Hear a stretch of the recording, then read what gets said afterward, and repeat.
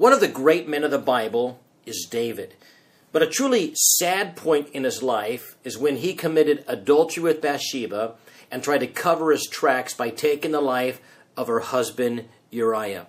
And you know, David's story prompts us to ask the question, what led David down that destructive path?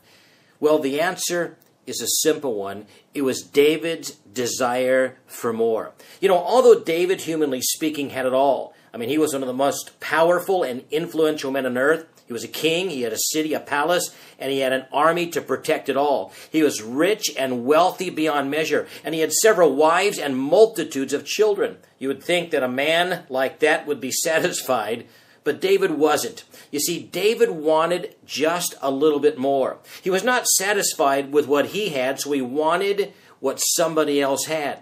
And the Lord put his finger on David's downfall when he made this statement to David in 2 Samuel chapter 12, beginning in verse 7.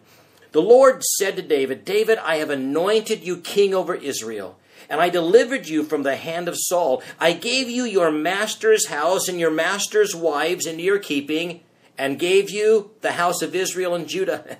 And if that had been too little, David, I would have given you much more. In other words, God was saying, David, I have given you everything you could ever want. What more did you need?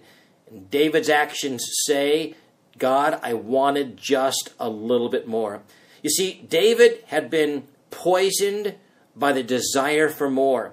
And you know, this dissatisfaction destroyed Bathsheba's family, and it would affect David's family for generations to come. So what is the answer to our dissatisfaction? What is the antidote of this desire for more? How can a person be truly satisfied? Well, it's interesting that this same man David gives us the answer. You see, several years after this episode, David, being led by the Holy Spirit, penned these words. They're found in Psalm 65 and verse 4. And David said, how blessed is the one whom you choose to bring near to you, to dwell in your courts. We will be satisfied with the goodness of your house, your holy temple. In other words, that which satisfies is not companionship with another man's wife, but is you and I simply drawing near to God. And friends, we draw near by putting Jesus Christ first in our life, by talking to God in prayer, by listening to God through His Word, and by simply obeying His voice. And as we draw near, we can avoid David's same mistake. May God take His Word and bless you today.